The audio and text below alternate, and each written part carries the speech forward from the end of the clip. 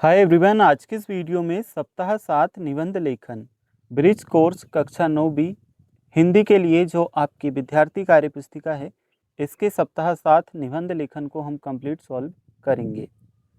तो जैसे कि आप देख सकते हो, ये है आपकी bridge course 2026-27 class 9th Hindi के लिए विद्यार्थी कार्य पुस्तिका।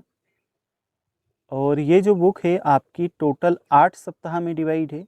सप्ताह 1, 2, 3, 4, 5, 6, 7 और 8। आज के इस वीडियो में हम आपके सप्ताह 7 निबंध पत्र लेखन इसे कंप्लीट सॉल्व करेंगे।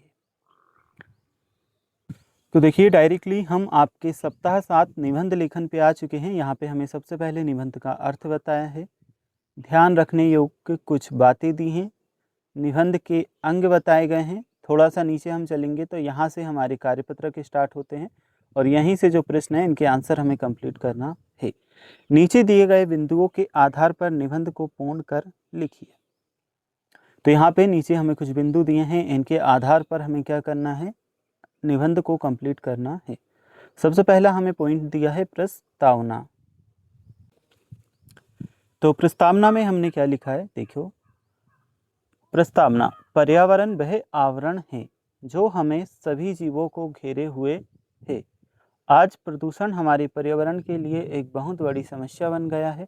स्वच्छ पर्यावरण के बिना जीवन अकल्पनीय है और हमें इसकी रक्षा करनी चाहिए। ठीक है, तो पहले पॉइंट में तो आप यही लिखोगे, पर्यावरण वह आवरण है जो हमें सभी जीवों को घेरे हुए है। आज प्रदूषण पर्यावरण के लिए एक बहुत बड़ी समस्या बन गया है। स्वच्छ पर्यावरण के बिना जीवन अकल्पनीय है और हमें इसकी रक्षा करनी चाहिए। नेक्स्ट हम देखेंगे, सेकंड नंबर का क्वेश्चन है, पर्यावरण प्रदूषण के प्रकार। तो पर्यावरण प्रदूषण के प्रकार हमने यहाँ पे बताए हैं। प्रमुख रूप से पर्यावरण प्रदूषण 4 प्रकार का होता है। पहला है वायु प्रदूषण, दूसरा है जल प्रदूषण, तीसरा हमारा है ध्वनि प्रदूषण, चौथा हमारा है मृदा प्रदूषण, और इसके बाद प्रत्येक प्रकार का पर्यावरण और मानव स्वास्थ्य पर हानिकारक प्रभाव डालता है।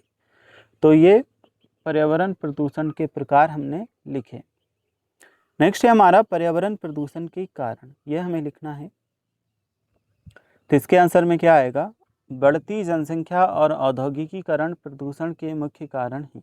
वाहनों और कारखानों से निकलने वाला धुआं, रसायनों का अनियंत्रित उपयोग और वनों की अंधाधुंध कटाई प्रदूषण को बढ़ा रहे हैं। बढ़ती जनसंख्या और औद्योगिकीकरण प्रदूषण के मुख्य कारण है। वाहनों और कारखानों से निकलने वाला धुआं, रसायनों का अनियंत्रित उपयोग और वनों की अंधाधुंध कटाई प्रदूषण को बढ़ा रहे हैं। नेक्स्ट है बच्चों हमारा पर्यावरण प्रदूषण के निवारण। इसमें हम करेंगे, प्रदूषण को कम करने के लिए हमें ज़्यादा से ज़्यादा पेड़ लगाने चाहिए। सौर और पवन ऊर्जा जैसे नवीकरणीय स्रोतों का उपयोग बढ़ाना चाहिए। हमें कचरे का सही प्रबंधन और जल संसाधनों का संरक्षण करना चाहिए। लास्ट हमारा पॉइंट है उपसंहार। इसमें हमने लिखा है, पर्यावरण को स्वच्छ रखना हम सभी की सामूहिक जिम्मेदारी है। आओ हम मिलकर एक प्रदूषण मुक्त और हरा भरा भविष्य सुनिश्चित करें। तो ये हमारा कंप्लीट हो चुका है। इसके बाद हम देखेंगे जो हमारा कार्यपत्रक नंबर 2 है, इसे कंप्लीट करेंगे। विज्ञान के चमत्कार विषय पर रूपरेखा बनाते हुए सारगर्भित निबंध लिखिए। तो विज्ञान के चमत्कार विषय पर हमें एक निबंध लिखना है रूपरेखा बनाते हुए।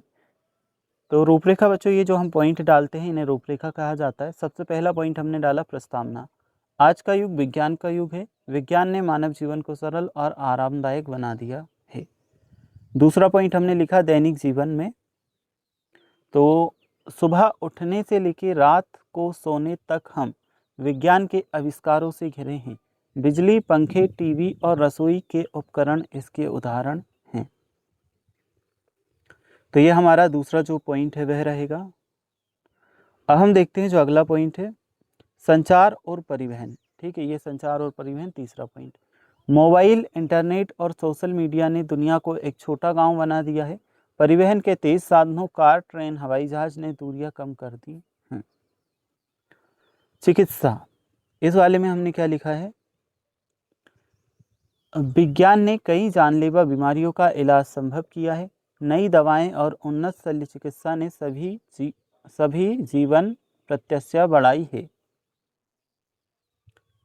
चिकित्सा ने जीवन प्रत्याशा बढ़ाई है। फिर हमारा नेक्स्ट पॉइंट है शिक्षा और अन्य क्षेत्र। अंतरिक्ष शिक्षा, अंतरिक्ष अनुसंधान और कृषि भी किसान, ये हमारा पॉइंट है बच्चों। शिक्षा और अन्य क्षेत्र, शिक्षा, अंतरिक्ष अनुसंधान और कृषि में भी विज्ञान ने अभूतपूर्व प्रगति की है। कंप्यूटर और उन्नत तकनीक ने हर क्षेत्र को बदल दिया है। अभी बच्चों हमारा लास्ट पॉइंट, इसमें हमने किया है उपसंहार। किस तरह से लिखा है? विज्ञान एक अलादीन का चिराग है जो हमारी हर इच्छा पूरी कर सकता है, लेकिन यह हमारे ऊपर है कि हम इसका सही उपयोग करें ताकि यह मानव जाति के लिए वरदान बना रहे। तो अब ये हमारा कंप्लीट हुआ। इसके बाद में है पत्र लेखन। चलिए इसे हम समझते हैं। हम अपने विचारों की अभिव्यक्ति बोलकर या लिखकर करते हैं। हम सरल भाषा में कह सकते हैं कि जब अभिव्यक्ति लिखित रूप में अन्य व्यक्ति को भेजते हैं तो उसे पत्र कहते हैं। मूलतः पत्र दो प्रकार के होते हैं। पहला है व्यक्तिगत पत्र, दूसरा है शासकीय पत्र। व्यक्तिगत पत्र को अनौपचारिक पत्र भी कहते हैं, शासकीय पत्र को औपचारिक पत्र कहा जाता है। पत्र के अंग यहाँ पे हमें दिए गए हैं। थोड़ा सा नीचे हम चलेंगे तो कुछ और चीज़ें हमें देखने को मिलेंगी। संबंध, संबोधन, अभिवादन और अभिनिवेदन, ये सारी चीज़ें दी हैं। अब यहाँ हमें दिया है औपचारिक पत्र का नमूना। यहाँ पे औपचारिक पत्र का एक नमूना दिया है। पिताजी का स्थानांतरण हो जाने के कारण विद्यालय में स्थानांतरण प्रमाण पत्र, जिसे हम टीसी कहते हैं, प्राप्त करने हेतु आवेदन। तो प्रति प्राचार्य शासकीय उच्चतर माध्यमिक विद्यालय और एड्रेस डाला है आगर मध्य प्रदेश, विषय डाली है स्थानांतरण प्रमाण पत्र हेतु। महोदय, निवेदन है कि मैं कक्षा 90 का नियमित छात्र हूँ। मेरे पिताजी का स्थानांतरण भोपाल हो जाने के कारण मैं विद्यालय में अध्ययन करने में असमर्थ हूँ। मुझे शाला से स्थानांतरण प्रमाण पत्र प्रदान करने की कृपा करें। और फिर हमने डाला है धन्यवाद। ठीक है, तो यहाँ से बच्चों हमें कार्यपत्रक नंबर 1 दिया है। चलिए इसे हम सॉल्व करते हैं। अपने कक्षा अध्यापक को 2 दिवस के अवकाश हेतु प्रार्थना पत्र लिखिए। प्रति कक्षा अध्यापक, शासकीय उच्चतर माध्यमिक विद्यालय आगर मध्य प्रदेश, 2 दिवस के अवकाश हेतु।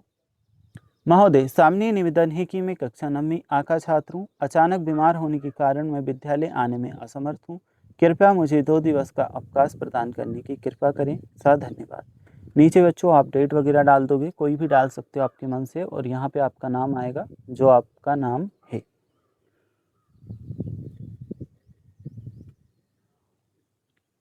अभी प्रथम श्रेणी में उत्तीर्ण हुए मित्र को बधाई पत्र लिखिए। तो ये हमारा बधाई पत्र है। यहाँ से हम लिखना स्टार्ट करेंगे। ऊपर का तो ऑलरेडी आपका लिखा है। यहाँ पे सबसे पहले आप डेट डालोगे। डेट आपके अकॉर्डिंग कोई भी डाल सकते हो, और आप 21 मार्च 2026 इस तरह से कुछ भी डाल सकते हैं। ठीक है। प्रिय मित्र राजेंद्र, सप्रेम नमस्कार। तुम्हें जानकर बहुत खुशी होगी कि मेरे बड़े भाई सुमित का विवाह, यहाँ पे हम बच्चों हम डेट डालेंगे। ठीक है, जो भी डेट आपको डालनी हो डाल सकते हो, को होना तय हुआ है। इस अवसर पर तुम्हें सपरिवार सादर आमंत्रित करता हूँ। कृपया समय पर आकर विवाह समारोह की शोभा बढ़ाएं। तुम्हारे आगमन का इंतजार रहेगा। और यहाँ पे तुम्हारा प्रिय मित्र बच्चों, यहाँ आपका नाम आएगा, जो भी आप नाम लिखना चाहें। तो सप्ताह जो आपका 7 था कंप्लीट हो चुका है। अगर आपको सप्ताह 8 के आंसर देखना है तो आप हमारे चैनल के प्लेलिस्ट में जा कर के देख सकते हो, और डिस्क्रिप्शन में भी आपको लिंक मिल जाएगी।